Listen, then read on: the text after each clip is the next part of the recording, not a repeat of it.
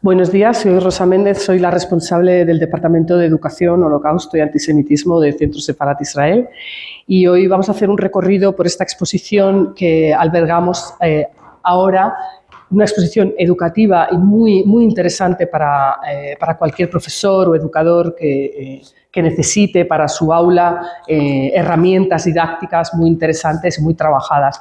En este caso, la exposición se llama Algunos eran vecinos, Some Were Neighbors, y está producida y elaborada por el United States Holocaust Memorial Museum, una institución muy prestigiosa dedicada a la memoria del Holocausto y la enseñanza del Holocausto y lucha contra el antisemitismo. ¿Y por qué es relevante esta exposición? Es relevante porque el tema de cómo fue posible el Holocausto, además del papel fundamental de Adolf Hitler y de otros nazis, que es indiscutible, ¿cómo fue posible? Porque ellos dependían de muchos otros. ¿Qué papel desempeñó la gente ordinaria? Esta es la clave. ¿Por qué la mayoría de la gente apoyó los crímenes nazis o permaneció en silencio? ¿Por qué tan pocos ayudaron a las víctimas? Algunos eran vecinos. Esta exposición nos reta a plantear esas preguntas incómodas, importantes, mediante una reflexión acerca de los motivos y las presiones que influyeron en las decisiones y en el comportamiento de los individuos en Alemania y en todo el territorio europeo que se encontraba bajo dominio alemán durante el Holocausto. Y la pregunta es, ¿cómo reaccionaron las personas ante la difícil situación de sus compañeros de clase, compañeros de trabajo, vecinos o amigos judíos? ¿De qué forma veían su papel en la sociedad, por ejemplo? ¿De qué forma vemos nosotros nuestro papel en la sociedad actual? Siempre conectado con el ahora. Eso es muy importante, es esencial conectarlo con el ahora. Quiero decir que esta exposición está disponible online, ready to print, es decir, que ustedes pueden pedir para descargar en español como herramienta didáctica y viene acompañada de lecciones educativas con toda una serie de materiales y recursos educativos como una guía del profesor, por ejemplo, un plan de lección, fotografías, ejercicios, un cuadro de actividades, transcripciones y una serie de vídeos educativos que van a ayudar al profesorado a trabajar en el aula este tema, ¿no? Podemos comenzar con la introducción, que hay unos mensajes clave de esta muestra, que son: los nazis no podrían haber llevado a cabo el Holocausto solos. La gente corriente desempeñó un papel clave en la persecución y el asesinato de los judíos de Europa. 2. La gente de toda Europa sopesó una variedad de motivos y presiones y opciones a la hora de responder a esta difícil situación de las víctimas. Y, por último, 3, solo en contadas ocasiones decidieron ayudar o rescatar a sus vecinos, amigos y compañeros de trabajos judíos. Entonces, comenzamos aquí, por ejemplo, con creyentes, oportunistas, conformistas y disidentes. Como ven aquí, vamos a ver esta fotografía, que es muy ilustrativa. Vamos a ver los espectadores, los bystanders, que nosotros llamamos, ¿no? Esos personajes clave. En este caso, los espectadores se congregan para observar a una mujer que sale de una tienda tras perpetrar un boicot nazi en un establecimiento regentado por judíos. En la pancarta tras la que se esconde, esta mujer se lee: los judíos son nuestra desgracia. Es en Alemania, tiene lugar en Alemania, en Heilbronn, el 1 de abril de 1933, tan pronto como 1933. Y aquí podemos ver estos bystanders. Vemos aquí a unas personas que están observando tranquilamente, incluso uno medio sonriendo. Entonces, ¿qué ocurre aquí? A muchas personas los incitaron a apoyar las medidas antijudías que ya en el 33, con las leyes de Nuremberg, empezaron a desarrollarse, a través de formas menos extremas de antisemitismo, ¿no? Más sutiles. Por ejemplo, del deseo de mantener o mejorar. Ellos veían en esas acciones de apoyo el deseo de mantener o mejorar sus carreras profesionales, por ejemplo, y de presiones en su trabajo y en su comunidad para que se adaptaran a las nuevas normas. También había presiones. Muchos justificaron determinadas políticas también que no apoyaron de forma activa debido al éxito del régimen nazi en cuestiones como la política exterior o la reducción del desempleo o la delincuencia. Esto era como una excusa para apoyar estas medidas antijudías. La exclusión de la colectividad nacional. Vemos aquí muchos alemanes se unieron al partido nazi. Y muchos alemanes que se unieron al partido nazi, que se afiliaron a organizaciones, sobre todo a la SA, sección de asalto, y a la fuerza paramilitar nazi más elitista, las SS, apoyaron el llamamiento al odio de los nazis hacia los enemigos de la nación y expulsaron a los judíos de la vida económica, cultural y social alemana. Su odio también se dirigía a los gitanos y a otros colectivos, ¿no? Homosexuales, testigos de Jehová. Aquí vemos en esta imagen, por ejemplo, una respuesta muy violenta. Algunos profesores, esto es muy interesante, llevan a sus alumnos a ver cómo los hombres de las SS prenden fuego al mobiliario de una sinagoga. Es en Alemania el 10 de noviembre del 38. O sea, educativamente, la propaganda y toda la educación era odio al judío. Vemos como algunos casos aislados se rebelaban y ayudaban y no se doblegaban ante este odio, como por ejemplo el agente de policía Erich Troch de Belsberg, Alemania, que protegió a una familia judía durante la masacre de noviembre del 38. Él tuvo un acto, ¿no? En muchos lugares, sin embargo, los líderes comunitarios, los bomberos, la policía, obedecieron las directivas oficiales de no apagar incendios, por ejemplo, de los saqueos a sinagogas, a comercios judíos. Los oficiales del partido nazi, los hombres de la SA y las SS dirigieron los ataques y la gente del pueblo se unió a ellos. Vemos aquí algo muy interesante y que se conoce poco. ¿Quién salió beneficiado? Los intereses de la persecución judía. Tras la masacre del 38 de la Kristallnacht, la noche de los cristales rotos, el régimen nazi intensificó la incautación de los bienes judíos con el fin de presionarlos para que se fueran de Alemania. Y algunos alemanes no judíos se beneficiaron de ello, ¿no? De la liquidación o de la venta forzosa de los negocios regentados por judíos, tanto de forma indirecta como indirecta. Mirad aquí, estos son algunos habitantes de Lörrach, en Alemania, y asisten a una subasta pública en la que se venden bienes que pertenecen a judíos recién deportados. Es increíble. El hecho de que esta práctica fuese legal puede haber ayudado a que los compradores, los cuales no tenían casi ninguna oportunidad de conseguir bienes de consumo en tiempos de guerra, se distanciasen de los antiguos propietarios judíos. Y aquí están comprando. Y aquí hay, por ejemplo, una subasta en un periódico. Es increíble, están Sí, como una subasta normal. ¿Una subasta normal? Sí, comprando bienes. En estos momentos ya existía esa ley que obligaba a que los propietarios fueran arios, los propietarios de industrias, tiendas. Hablamos del 38, probablemente sí, pero no estoy segura. Probablemente empiezan las leyes de Nuremberg sobre esa fecha y se empiezan, ¿no? Poquito a poco, ¿no? Aquí, por ejemplo, identificación de los judíos. La estrella amarilla. ¿Qué ocurre? Que, claro, al señalizar con la estrella amarilla, ¿qué ocurría? También era una señalización para el resto de la población. Que, claro, esto era una, digamos, una identificación para provocar también un odio, ¿no? Entonces, el estigma, ¿no? El estigma, exactamente.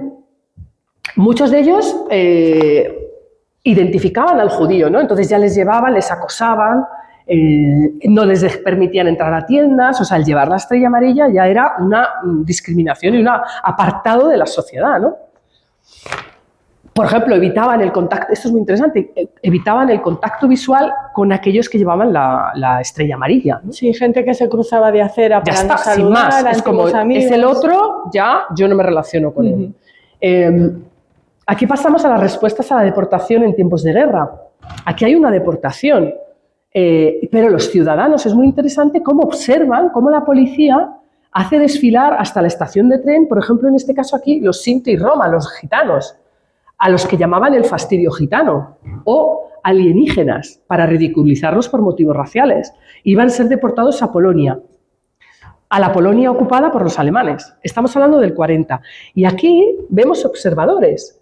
Observan cómo la policía carga en camiones está cargando camiones de judíos que van a ser deportados. Y esto es en Alemania en el 42. Aquí ya pasamos también a qué ocurre con los locales, con los vecinos, ¿no? ¿Qué ocurre con esa gente local que está presenciando todas estas redadas, deportaciones, acoso. Es muy importante, ¿no? Vecinos, los reclutas locales. Cómo el régimen nazi se ayudó de los locales, de las personas locales, autoridades, policías, bomberos, vecinos, cómo se ayudó para ejecutar su plan, ¿no?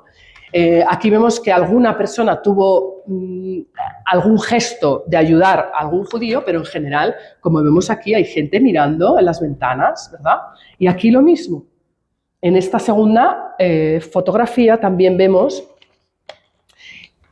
a vecinos sonriendo, vemos colaboración de locales también, vemos a un niño sonreír, ¿no? Que es escalofriante. Claro, son espectadores. No sabemos quiénes son, pero es en Polonia en el 39 y están obligando a un judío a cortar la barba de otro judío, ¿no? ¿Qué les movía? Les movía a estos vecinos, puede que sea el antisemitismo, económico, la posibilidad de tener un empleo, comida o propiedades robadas a los judíos, y las ganas de demostrar lealtad a los nuevos líderes también, o la esperanza de evitar las políticas de ocupación alemana, como la deportación forzosa, o vengarse por el sufrimiento propiciado por el régimen soviético, por ejemplo. Y pasamos aquí, vemos otros ejemplos. Se aprovechaban de las divisiones comunitarias. Aquí, por ejemplo, hay un intercambio de vecinos, hay un trueque, mujeres judías sentadas en el mercado del gueto que están intentando vender algunas de sus pequeñas posesiones que tienen con vecinos no judíos. Aquí se están aprovechando también de ellos, ¿no? Tenían que sobrevivir.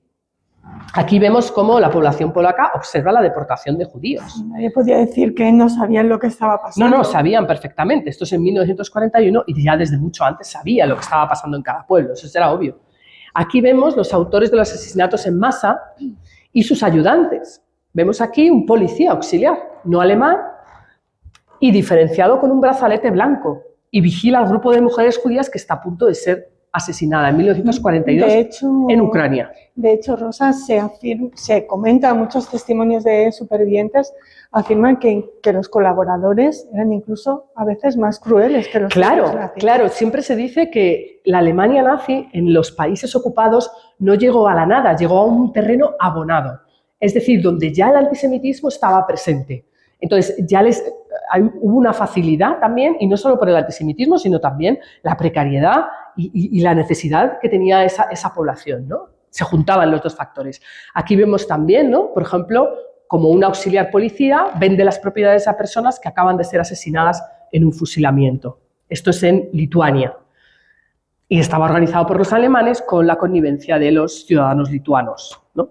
Y aquí abajo son vecinos observando una matanza, como de un hombre a golpes ha matado a judíos. Es una masacre en Kaunas, en Lituania, en 1941. Y están observando. Ayudantes no alemanes que participaron en la liquidación de los guetos. Cuando los guetos fueron vaciados, primero hubo colaboradores, ¿no? Policía local, que entraban, auxiliares especiales que eran prisioneros de guerra soviéticos o reclutas de etnia alemana o no alemana, supervisaban los cadáveres de los judíos del gueto de Varsovia y entraban para, ¿no?, quitar o hacerse con lo poco que quedaba del gueto, ¿no? Esta foto extremece mucho porque son espectadores que observan la columna de humo del incendio que tuvo lugar tras el levantamiento del gueto de Varsovia. Son vecinos, están ahí. Las fuerzas alemanas incendiaron y detonaron el gueto en abril y mayo del 43. Y aquí están observando. Por aquí ya respuesta a los locales a la persecución. Esta foto también estremece mucho porque es un reverendo que pasa en una procesión con su parroquia en junio del 41 en Polonia, y aquí a un lado hay fuerzas alemanas que estaban reteniendo a población judía que iba a ser deportada aquí a la izquierda. Y ellos pasan, ¿no?, como si nada. Él sí que protestó, de alguna manera protestó, pero sin ningún éxito, ¿no? Aquí están saqueando después de la expulsión, de la masacre del gueto, ¿no?, de uno de los guetos en Polonia, en Olkutsk, en 42, pues la gente está cogiendo lo poco que queda, ¿no?, los locales.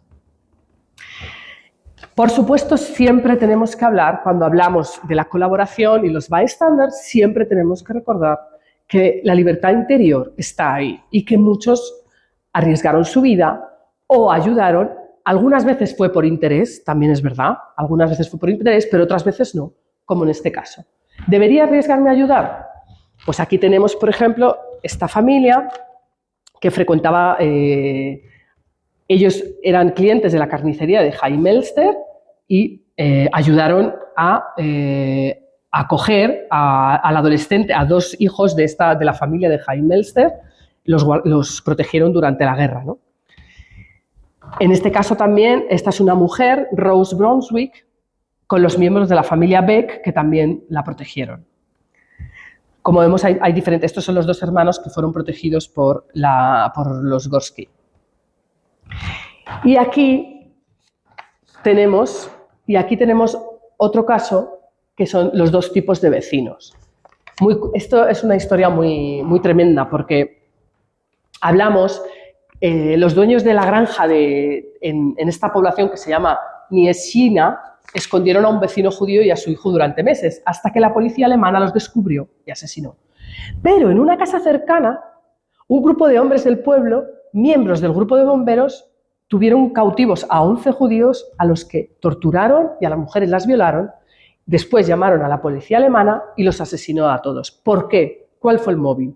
El móvil era saber dónde habían escondido sus pertenencias más valiosas. Fijaos, o sea, simplemente para saber a quién habían dado sus pertenencias o dónde las habían escondido, ¿no? Que es bastante tremendo. Bueno, de los vecinos vamos a pasar a otro colectivo también importante, como fue el de los funcionarios, que también, y los líderes, que tuvieron también su papel muy relevante. Claro, aquí vemos como dos policías holandeses, por ejemplo, conversan con un policía alemán y detrás de ellos se reparten provisiones entre los judíos que están a punto de ser deportados a un campo de tránsito en Westerbork, exactamente, en Países Bajos, ¿no? Entonces, aquí lo que podemos ver es que los líderes gubernamentales de los países aliados y ocupados por Alemania desplegaron a la policía, oficiales de todos los niveles, transportistas y otros trabajadores que hacían su deber, entre comillas, como muestra de deferencia a sus superiores. O sea, sí. Aquí los funcionarios colaboran. Sí. ¿No? De hecho, Rosa, hay denuncias a los sistemas de ferrocarril, ¿no?, de diferentes países que colaboraron sin ningún problema. Exactamente. Y que también delataban. Esto es muy importante porque delataban personas, localizaban a personas, registraban a los judíos, los arrestaban y, por supuesto, se apoderaban también de sus propiedades, ¿no? Y, por ejemplo, los metían en trenes, en barcos y los entregaban a los oficiales alemanes para que estos los deportasen al este, ¿no? Era la cooperación con los alemanes. Y fue el general mayor antes de la derrota alemana en Stalingrado, que supuso un punto de inflexión. Aquí ya, en este panel, la cooperación en las deportaciones de Europa Occidental, vemos un caso de lo contrario, un caso de justo entre las naciones, ¿no? No sé si este hombre llega a ser justo entre las naciones, pero fue un gendarme, un policía, ¿no?, en Francia, un policía con entrenamiento militar, Théophile Lheureux, alertó a sus vecinos judíos, los Liechtenstein, antes de la redada del velódromo. Wow. Sí, y les ayudó a escapar de la zona no ocupada. Recordemos que en el velódromo, en el verano del 42, 4.500 policías franceses arrestaron a 13.000 judíos en París, bajo supervisión alemana, claro, y la policía francesa retuvo a los judíos en este estadio, ¿no? Entre ellos en terribles condiciones. Y muchísimos niños. Muchísimos niños, efectivamente, y luego los deportaron a Oriente, y pocos volvieron, ¿no? Entonces, los funcionarios, por ejemplo, en Países Bajos y la policía seguían normalmente las directivas alemanas. También en Francia, como hemos visto, en Noruega, la policía y los taxistas locales ayudaron a transportar 776 judíos a un barco de deportación. Pero tenemos un caso muy interesante de todo lo contrario, que fue Dinamarca. Dinamarca es un caso muy particular porque tenía una población judía muy pequeña y muy integrada, pero fue el único país bajo la ocupación alemana, cuyo gobierno se negó a adoptar las medidas antijudías. ¿Y qué hizo? Cuando Alemania intentó deportar a los judíos de Dinamarca, lo que hizo los daneses, introdujeron de forma ilegal a más del 90% de la población judía danesa a Suecia. Esto se recuerda mucho y hay una memoria en Dinamarca y en Suecia de este acto. Todo el mundo con barquitos, sí, con sus... se hace unos recuerdos muy buenos. Aquí vemos, por ejemplo, un sistema público de transportes en París y está la policía francesa, ¿no? Deportando en la entrada del estadio del Velódromo, ¿no? Transportando judíos. Esto fue un caso interesante, es los jóvenes detractores antinazis. Hubo también resistencia de la juventud en París, cierta juventud, que hicieron estrellas falsas de papel para expresar su solidaridad con los judíos que estaban obligados a llevar el distintivo de la estrella de David. Y vamos acabando. Esta colaboración fervorosa al final de la guerra, ¿no? que tanto daño hizo, dice, dice un superviviente judío, uno de los recuerdos más asquerosos que tengo es el comienzo de ese viaje. La gente estaba en fila, al lado de la puerta, esperando para saquear cualquier cosa que hubiésemos dejado atrás, insultándonos, gritándonos, escupiéndonos mientras nos íbamos, ¿no? Es Steven Fembes, deportado en el 44, cuando era un adolescente, junto con su familia, de Hungría a Auschwitz-Birkenau. Y vemos aquí esta escena, ¿no? Esta escena es gente del pueblo. Gente del pueblo camina mientras los gendarmes húngaros hacen marchar a los judíos hasta la estación de tren para deportarlos de Hungría. Como sabéis, Hungría fue una de las últimas, sufrió la última de las grandes deportaciones a Auschwitz en el 44, ¿no? Y veis a un hombre en bicicleta, tan tranquilo. Y fueron, como sabéis, más de 440.000 judíos fueron introducidos en un gueto en Hungría, en un gueto improvisado. Les arrebataron sus pertenencias y los metieron en trenes. Y a mí me gusta, bueno, aparte de esto que vamos a ver, esta fotografía que a mí me estremece, yo quiero hablar de esta y luego vamos a ver este caso de ayudar a las víctimas. Esto es Auschwitz, ¿no? Esto es Auschwitz, ¿no? Esta foto es muy conocida, la hemos tenido en varias exposiciones. Son mujeres oficinistas y oficiales nazis que se relajan en Schollehut. Es un centro vacacional de las SS cerca de su trabajo, que es Auschwitz. Y están, pues, un fin de semana tranquilamente, de ocio. Y fue tomada justo después del asesinato en masa de los judíos húngaros en Auschwitz, que eso fue muy rápido y justo al final de la Segunda Guerra Mundial, ¿no? Entonces a mí me estremece, ¿no? Me pone los pelos de punta, ¿no? Aquí vemos una foto también de las mujeres y niños de Hungría que sobrevivieron, pero están en el campo, están con la estrella de David, en fin. Perdón, no sobrevivieron. Estaban esperando y no sabían, no eran conscientes de que estaban esperando a la cámara de gas. Esta foto, cierto, están esperando a la cámara de gas porque está cerca del crematorio. Sin saber sí, es una foto cerca del crematorio. Destino. Exacto. Y como último, yo siempre me quiero quedar con aquellas personas que lo dieron, o sea, que arriesgaron, ¿no?, su vida y que... Su vida y la de sus familias. La de su familia, y sí. Exactamente, ¿no? Como fue el caso aquí, ¿no?, de estos agricultores, unos agricultores, Adrián y Marie Puirachou, con Benno Ginsburg, que este fue el rescatado, un adolescente judío, a quien protegieron y del que llegaron a depender para hacer trabajos agrícolas también, por cierto, ¿no? Este adolescente luego se unió a la resistencia y si se hubiese quedado en París hubiera sido apresado por la policía francesa y llevado al velódromo, ¿no?, en el 42. Su familia no sobrevivió, pero él sí, y se unió a la resistencia. Y ya por último, la cuidadora Františka Prava protegió a René y a Silvia Schomberg cuando sus padres obtuvieron documentos falsos para evitar que las deportasen de Hungría. Los padres no sobrevivieron y las niñas sí que lo hicieron, haciéndose pasar por no judías, ¿no?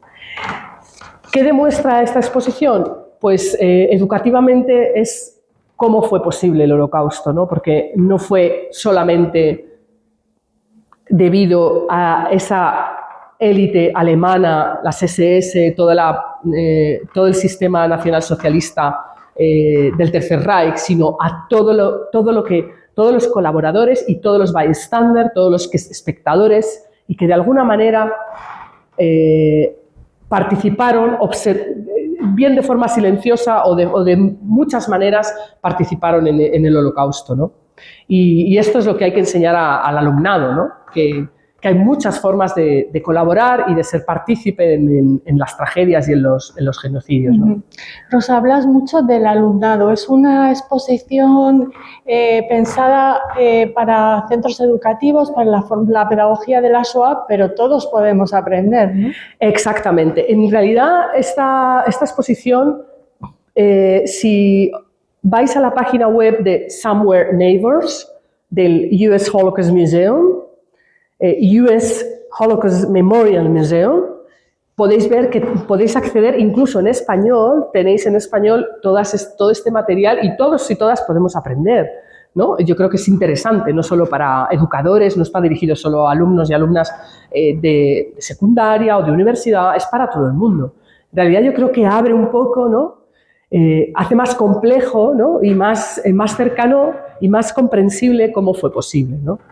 Yo creo que esta es la línea que hay que seguir. Nosotros tendremos una actividad online con un educador, con un consultor educador de US Holocaust Memorial Museum, pero bueno, tenéis toda la información en su página web y yo creo que cuanto más se sabe y cuanto más ves la complejidad del colaboracionismo y cómo fue posible a nivel local y regional, donde en zonas ocupadas, pues más entiendes, ¿no? Y más previenes también el que pueda volver a ocurrir estas señales y si las ves, qué papel tiene cada persona en esto, ¿no?